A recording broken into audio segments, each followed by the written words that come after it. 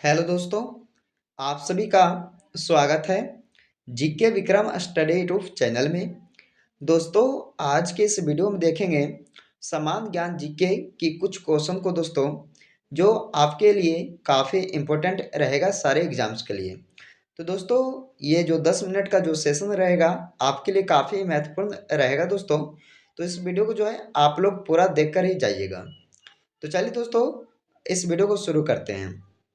तो पहले क्वेश्चन में पूछा गया दोस्तों आप सभी से कि अलेक्जेंडर द ग्रेट की मृत्यु कब हुई। कब हुई थी दोस्तों ये अलेक्जेंडर द ग्रेट की मृत्यु? इंपॉर्टेंट क्वेश्चन है, ध्यान दीजिएगा। तो इस क्वेश्चन का आंसर दोस्तों ऑप्शन नंबर डी होगा 323 ईसा पूर्व में। कब दोस्तों? 323 ईसा पूर्व में ये अलेक्जेंडर द ग्रेट की जो है मृत्यु हुई थी। चलिए अगला क्वेश्चन है। अगले प्रश्न में पूछा गया दोस्तों आपसे कि महात्मा गांधी ने करो या मरो का नारा किस राष्ट्रीय आंदोलन के दौरान दिया था। तो ये भी दोस्तों आपके लिए अच्छा क्वेश्चन है, इसे भी आप लोग याद रखिएगा। तो चलिए दोस्तों, महात्मा गांधी ने करो या मरो का जो नारा है वो किस राष्ट्रीय आंदोलन के दौरान दिया था। तो याद रखिएगा दोस्तों, इस क्वेश्चन का डी राइट आंसर होगा भारत छोड़ो आंदोलन के समय ये दोस्तों करो या मरो का नारा दिए थे महात्मा गांधी जी ने। चलिए अगला क्वेश्चन है, निम्नलिखित में से कौन सी शैली भारत में मंदिर स्थापत्य शैली नहीं है। तो किसका दोस्तों मंदिर जो है स्थापत्य शैली नहीं है। तो याद रखिएगा इस क्वेश्चन का सही आंसर होगा ऑप्शन नंबर सी, शिव जी का, शिव। चलिए अगला क्वेश्चन है, 1757 का विख्यात पलासी का युद्ध वर्तमान भारत के किस क्षेत्र में लड़ी गई है दोस्तों। तो 1757 का जो विख्यात पलासी का युद्ध है वो दोस्तों वर्तमान में भारत के ये पश्चिम बंगाल क्षेत्र में लड़ी गई थी। यानी कि इस क्वेश्चन का आंसर ए हो जाएगा। चलिए अगला क्वेश्चन आता है दोस्तों कि किस धर्म के भिक्षुओं के लिए चैत्य और विहारों का निर्माण किया गया था। दोस्तों किस धर्म के भिक्षुओं के लिए चैत्य और विहारों का निर्माण किया गया था। तो दोस्तों इस क्वेश्चन का आंसर आप लोग बताइएगा। बौद्ध धर्म में दोस्तों और ईसाई धर्म में से दोनों में से एक क्वेश्चन का आंसर होगा इसमें से। तो इस क्वेश्चन का राइट आंसर आप सभी को नीचे कमेंट में शेयर करना होगा। चलिए जरूर बताइएगा दोस्तों इसका आंसर आप लोग। अगला प्रश्न है कि आत्मसम्मान आंदोलन की शुरुआत किसने की थी। आत्मसम्मान आंदोलन की शुरुआत किसने की थी दोस्तों। तो ई वी रामास्वामी नायकर ने। किसने? ई वी रामास्वामी नायकर ने दोस्तों ये आत्मसम्मान आंदोलन की शुरुआत की थी। चलिए अगला क्वेश्चन है दोस्तों, अगले प्रश्न में पूछा गया है कि भारत के किस शहर को माया नगरी कहा जाता है। माया नगरी के नाम से कौन सा शहर जानते हैं दोस्तों भारत के। तो वो होगा मुंबई शहर। यानी कि आंसर इसका बी ऑप्शन नंबर हो जाएगा दोस्तों, याद रखिएगा। चलिए अगला क्वेश्चन है कि भारत की सिलिकॉन घाटी कहाँ स्थित है। तो सिलिकॉन घाटी पूछा है दोस्तों भारत की, तो वो होगा कहाँ? बेंगलुरु शहर में। यानी कि इस क्वेश्चन का सी राइट आंसर इसका होगा दोस्तों बेंगलुरु शहर, जो कि सिलिकॉन घाटी स्थित वहीं पे है दोस्तों भारत के। चलिए अगला क्वेश्चन आता है कि उज्जैन का प्राचीन काल में नाम क्या था। दोस्तों उज्जैन शहर का जो प्राचीन काल में नाम था वो क्या था। तो ये बताना दोस्तों क्या होगा? अवंतिका। अवंतिका इस क्वेश्चन का सही आंसर होगा, ध्यान ध्यान दीजिएगा आप सब। अगला क्वेश्चन है, अमरनाथ गुफा कहाँ पर स्थित है। अमरनाथ गुफा कहाँ है दोस्तों। तो ये जम्मू कश्मीर राज्य में हो जाएगा। यानी कि इस क्वेश्चन का ए राइट आंसर हो जाएगा। चलिए अगला क्वेश्चन है, भारत में नालंदा विश्वविद्यालय किस राज्य में है था। दोस्तों भारत में नालंदा विश्वविद्यालय जो है सभी को मालूम होगा कि ये बिहार राज्य में दोस्तों। कहाँ दोस्तों? बिहार राज्य में। यानी कि आंसर इसका ऑप्शन ए नंबर हो जाएगा। अगला क्वेश्चन है, कौन सा स्थान भारत का स्विट्जरलैंड कहलाता है। स्विट्जरलैंड किसे कहा जाता है दोस्तों? भारत का कौन सा स्थान को? तो बताइएगा। कौफसनी। कौफसनी स्थान को कहा जाता है भारत का स्विट्जरलैंड। यानी कि इस क्वेश्चन का आंसर ए ऑप्शन नंबर हो जाएगा। चलिए अगला क्वेश्चन है कि भारत में प्राचीनतम तारामंडल ग्रह कहाँ है। तो भारत में प्राचीनतम तारामंडल ग्रह कहाँ है दोस्तों, तो ये होगा कोलकाता शहर में, याद रखिएगा इसका आंसर ऑप्शन नंबर ए हो जाएगा। चलिए दोस्तों, ऐसे क्वेश्चनों को बार बार एग्जामों में रिपीट किया जाता है, तो आप लोग ध्यान से देखिएगा और हर एक क्वेश्चन को दोस्तों आप लोग बारीकी से समझते जाइएगा और याद करते जाइएगा। तो चलिए 14 नंबर क्वेश्चन है कि सारनाथ में किस सम्राट का स्तंभ है।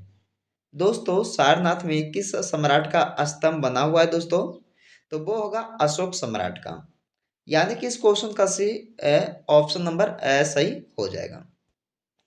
अगला क्वेश्चन है कॉर्बेट नेशनल पार्क किस जिले में स्थित है। तो नेशनल दोस्तों कॉर्बेट नेशनल पार्क जो है वो है नैनीताल जिले में। किस जिले में, नैनीताल जिले में। याद रखिएगा इस क्वेश्चन का डी इसका राइट आंसर हो जाएगा।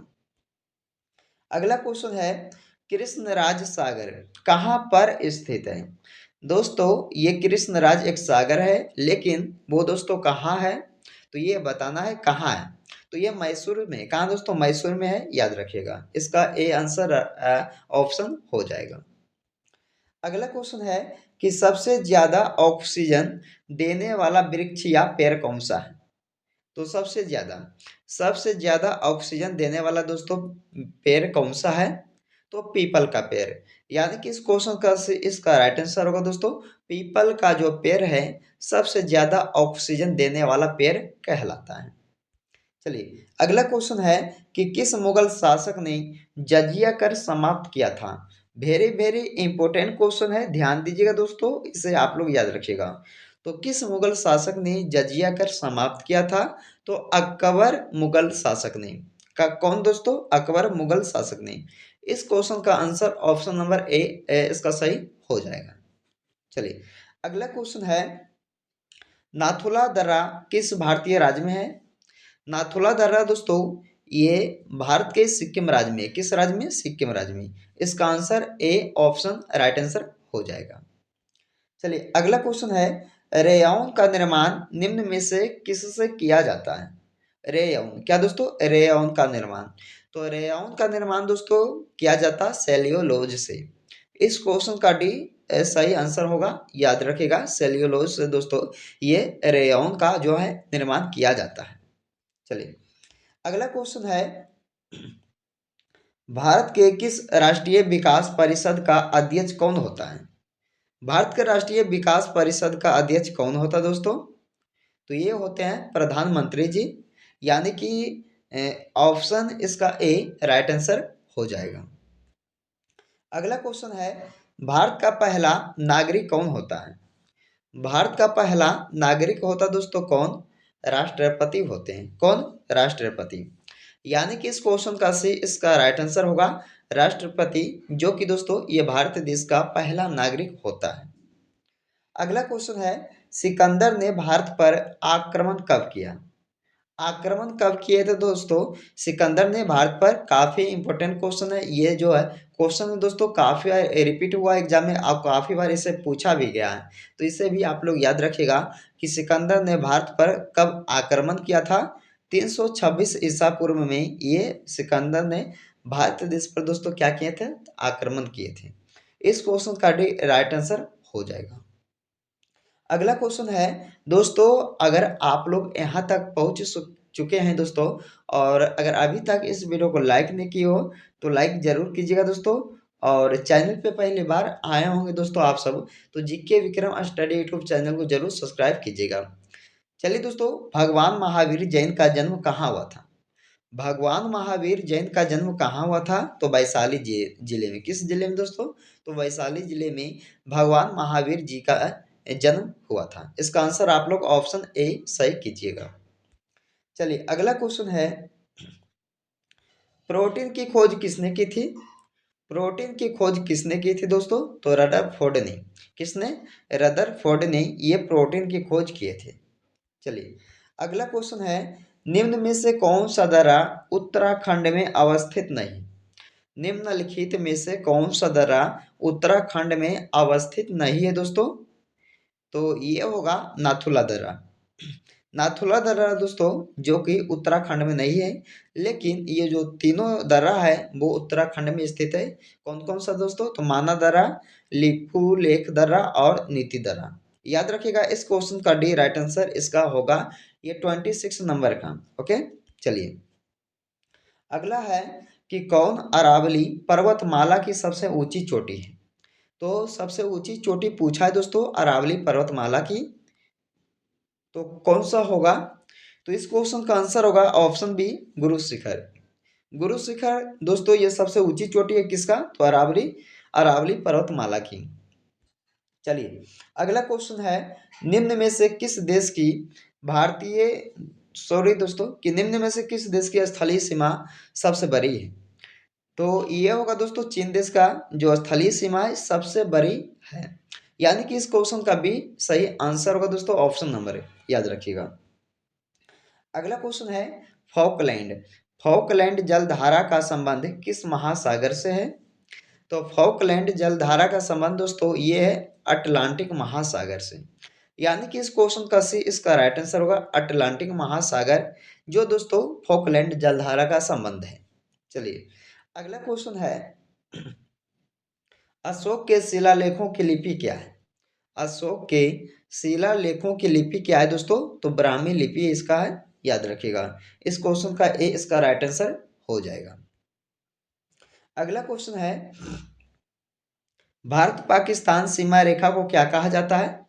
दोस्तों जितने भी लोग हैं और जितने भी लोग दोस्तों जीके जीएस के क्लास करते होंगे तो सभी को मालूम होगा कि भारत और पाकिस्तान सीमा रेखा को क्या कहा जाता है? तो रेड क्लिफ रेखा कहा जाता है, यानी कि दोस्तों रेड क्लिफ लाइन।